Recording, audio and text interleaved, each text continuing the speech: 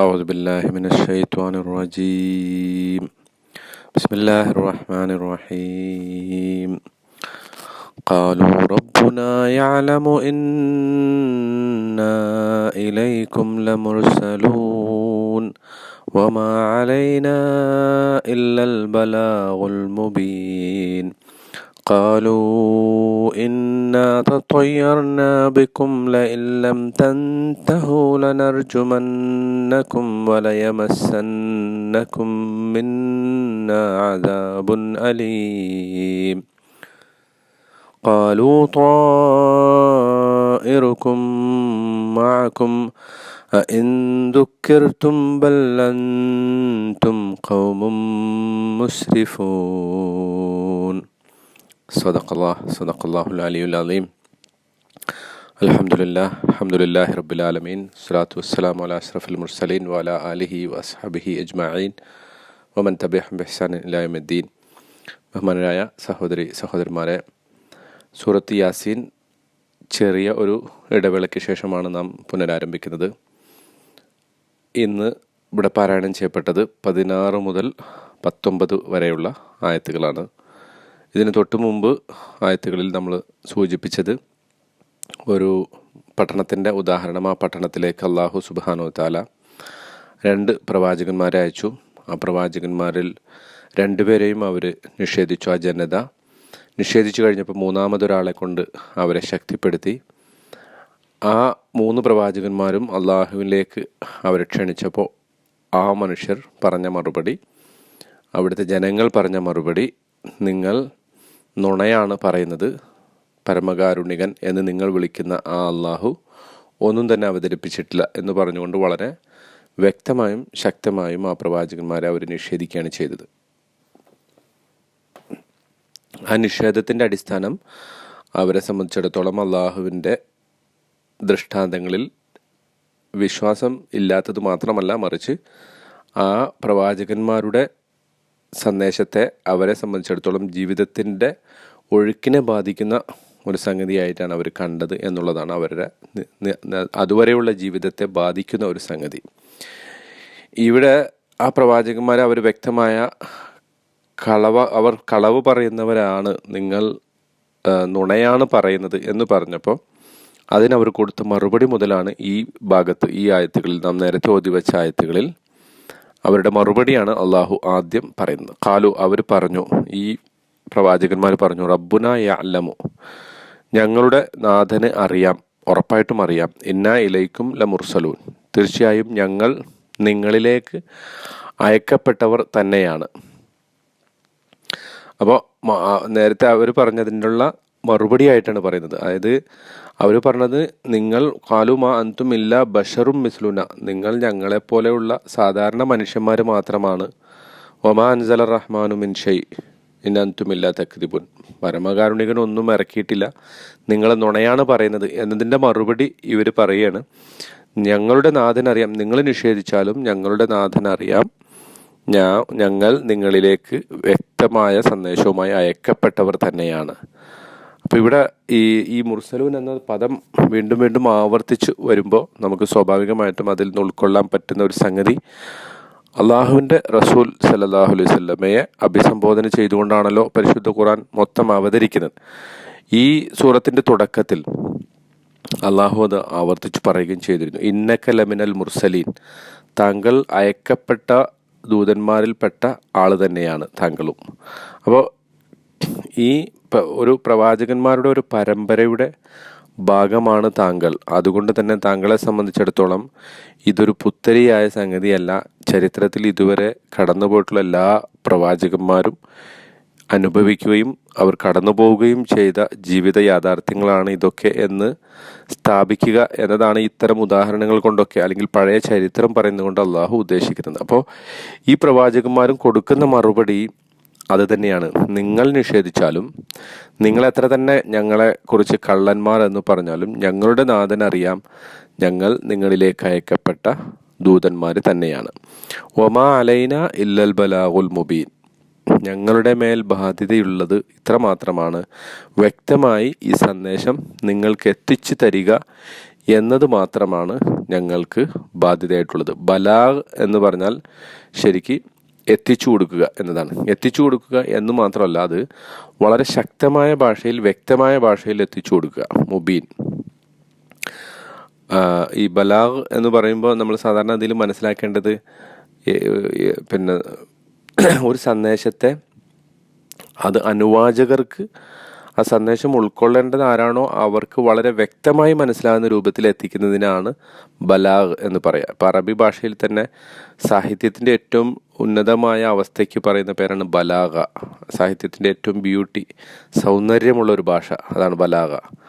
അപ്പോൾ ആ പദം തന്നെയാണ് ഇവിടെയും ഉപയോഗിച്ചിരിക്കുന്നത്. അപ്പോൾ അതിൻ്റെ അർത്ഥം നിങ്ങൾക്ക് ഈ സന്ദേശത്തെ വളരെ വ്യക്തമായും നിങ്ങൾക്ക് മനസ്സിലാവുന്ന രൂപത്തിലും ഒരർത്ഥത്തിലും നിങ്ങൾക്ക് നിഷേധിക്കാൻ കഴിയാത്ത രൂപത്തിൽ അത് എത്തിച്ചു തരിക എന്നത് മാത്രമാണ് ഞങ്ങളുടെ മേൽ ബാധ്യതയായിട്ടുള്ളത്.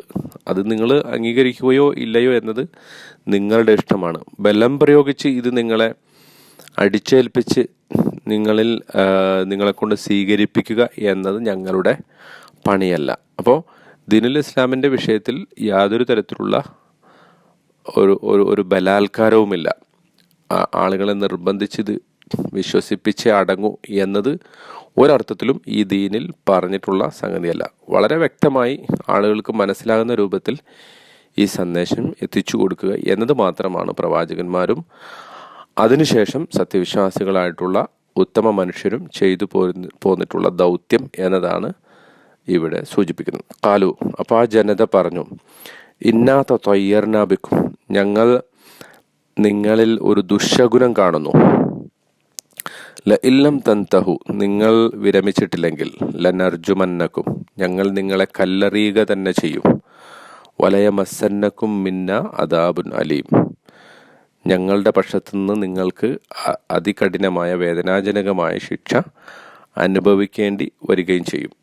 അപ്പോൾ ഈ പ്രവാചകന്മാരെ കുറിച്ച് അടുത്ത അവരുടെ ആരോപണമാണ് പിന്നീട് ഉന്നയിക്കുന്നത്. അതായത് നിങ്ങൾ ഞങ്ങളെ സംബന്ധിച്ചിടത്തോളം ഒരു ദുശകുനമാണ്. നിങ്ങൾ വന്നതിന് ശേഷമാണ് ഞങ്ങൾക്ക് പല പ്രശ്നങ്ങളും ഉണ്ടായിട്ടുള്ളത്. അതായത് അവർ പ്രത്യേകിച്ചും ആ ജനതയും മക്കയിലെ മുശ്രിക്കുകളൊക്കെ പറഞ്ഞൊരു സംഗതി, മിക്കവാറും എല്ലാ പ്രവാചകന്മാരുടെ അനുയായികളും പറഞ്ഞ ഒരു സംഗതിയാണ്, നിങ്ങളുടെ ആഗമനത്തിന് ശേഷം അല്ലെങ്കിൽ നിങ്ങൾ ഇങ്ങനെയൊക്കെ പറഞ്ഞു തുടങ്ങിയതിന് ശേഷം ഞങ്ങളുടെ ദേവതകൾ ക്ഷുഭിതരായിരിക്കുന്നു, ഞങ്ങളുടെ ദൈവങ്ങൾ കോപിഷ്ഠരായിരിക്കുന്നു, ഞങ്ങളുടെ മേൽ ഇടക്കിടക്ക് ഈ വരുന്ന വിപത്തുകൾ, മഴ, കൊടുങ്കാറ്റ്, ഇത്തരം പ്രളയം, ഇതിനൊക്കെ കാരണം നിങ്ങളാണ്. അറേബ്യയിലെ അവിശ്വാസികളും അതുപോലെ തന്നെ കപട വിശ്വാസികളൊക്കെ നബി സല്ലല്ലാഹു അലൈഹി വസല്ലമയെ കുറിച്ച് പറഞ്ഞിരുന്ന ഒരു സംഗതിയാണ്. മദീനയിൽ വെച്ച് ഈ പ്രവാചകൻ വന്നതിന് ശേഷമാണ് പലതരത്തിലുള്ള യുദ്ധങ്ങളും ഞങ്ങൾക്ക് വന്നത് എന്നൊക്കെ അവർ പറഞ്ഞിരുന്നു.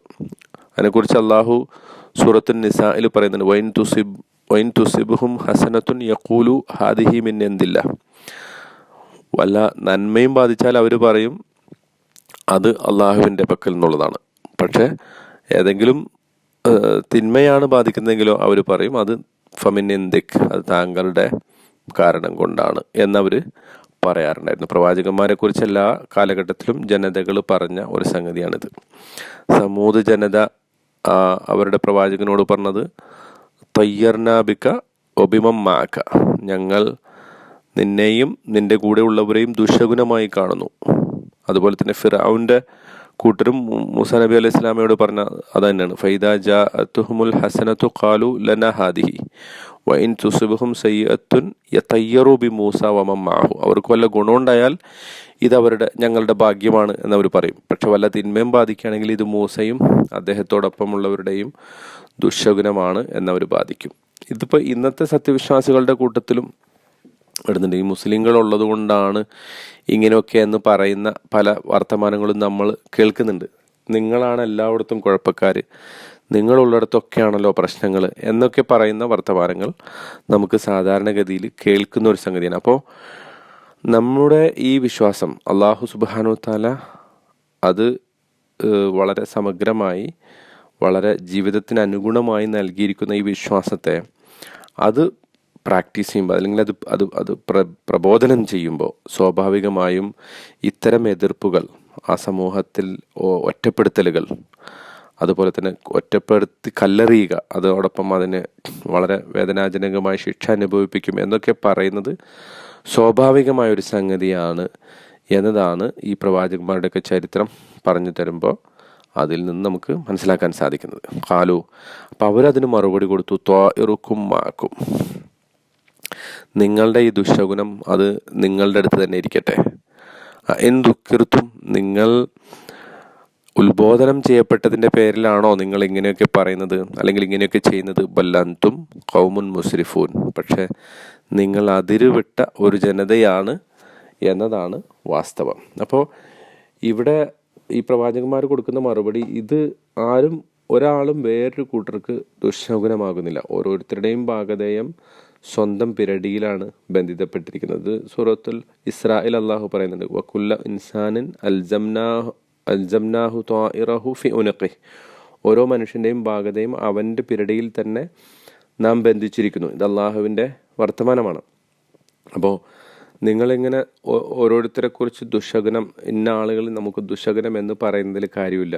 അത് ഓരോരുത്തരുടെയും അള്ളാഹു സുബ്ഹാനഹു വതആല അവരവർക്ക് നിശ്ചയിച്ചിട്ടുള്ള വിധി അനുസരിച്ചും അവരവരുടെ ഭാഗധേയം അനുസരിച്ചും സംഭവിക്കുന്ന ഒരു സംഗതിയാണ്. നിങ്ങളെ സംബന്ധിച്ചിടത്തോളം ഞങ്ങൾ നിങ്ങളെ ഉത്ബോധനം ചെയ്തു, അള്ളാഹുവിൻ്റെ മാർഗത്തിലേക്ക് ക്ഷണിച്ചു എന്നതു മാത്രമാണോ നിങ്ങൾ ഇങ്ങനെ ഞങ്ങളിൽ ദുശകുനം കണ്ടെത്താൻ കാരണം? പക്ഷേ വാസ്തവം എന്താണെന്ന് വെച്ചാൽ നിങ്ങൾ അതിരുവിട്ട ഒരു ജനമാകുന്നു എന്നതാണ് കാരണം. യഥാർത്ഥത്തിൽ നിങ്ങളുടെ വിഷയം എന്താണെന്ന് വെച്ചാൽ നിങ്ങൾ നന്മയിൽ നിന്ന് ഒളിച്ചോടാൻ ആഗ്രഹിക്കുകയും സന്മാർഗത്തിന് പകരം നിങ്ങൾ ദുർമാർഗം ഇഷ്ടപ്പെടുകയും ചെയ്യുന്നു. നിങ്ങൾക്ക് തെളിവിൻ്റെ അടിസ്ഥാനത്തിൽ സത്യവും അസത്യവും വിവേചിച്ച് മനസ്സിലാക്കാനുള്ള കഴിവുണ്ട്. പക്ഷേ പകരം അതിന് നിങ്ങൾ അന്ധവിശ്വാസങ്ങളുടെയും വിശ്വാസങ്ങളുടെയും ഒക്കെ അടിസ്ഥാനത്തിൽ പലതരത്തിലുള്ള ഒഴിവ് കഴിവുകൾ കണ്ടെത്തുകയാണ്. നിങ്ങൾ ഈ വിശ്വാസത്തിൽ നിന്ന് വ്യതിചലിച്ചു പോവുകയാണ് എന്നതാണ് യാഥാർത്ഥ്യം. ഇതാണ് പ്രവാചകന്മാർ അവർക്ക് കൊടുക്കുന്ന മറുപടി. അപ്പോൾ വാസ്തവത്തിൽ നിങ്ങളുടെ പ്രശ്നം നിങ്ങൾക്ക് വിശ്വസിക്കാൻ താല്പര്യമില്ല. ആ വിശ്വസിക്കാൻ താല്പര്യമില്ലാത്തതിൻ്റെ പേരിൽ നിങ്ങൾ എന്ത് ചെയ്യുന്നു? ഞങ്ങളിൽ ദുശകുനം കണ്ടെത്തുന്നു, ഞങ്ങളെക്കുറിച്ച് അടിസ്ഥാനരഹിതമായ വാർത്തകൾ പ്രചരിപ്പിക്കുന്നു, ഞങ്ങളെ ഈ പറയുന്ന എല്ലാ പ്രശ്നങ്ങളുടെയും കുഴപ്പങ്ങളുടെയും കാരണക്കാർ ഈ മുസ്ലിങ്ങളാണ്, ഇസ്ലാമാണ് എന്നൊക്കെ പറഞ്ഞ് നിങ്ങൾ പ്രചരിപ്പിക്കുന്നു. ഇതാണ് വാസ്തവത്തിൽ ഇതിൻ്റെ യാഥാർത്ഥ്യം എന്നതാണ് ആ പ്രവാചകന്മാർ അവർക്ക് കൊടുക്കുന്ന മറുപടി. അല്ലാഹു സുബ്ഹാനഹു വതആല പരിശുദ്ധ ഖുർആൻ മനസ്സിലാക്കുകയും അത് ജീവിതത്തിൽ പകർത്തുകയും ചെയ്യുന്ന യഥാർത്ഥ വിശ്വാസികളുടെ കൂട്ടത്തിൽ നാം ഏവരെയും ഉൾപ്പെടുത്തി അനുഗ്രഹിക്കുമാറാകട്ടെ. വആഖിറു ദഅവാന അനിൽ ഹംദുലില്ലാഹി റബ്ബിൽ ആലമീൻ. അസ്സലാമു അലൈക്കും വറഹ്മത്തുള്ളാഹി വബറകാതുഹു.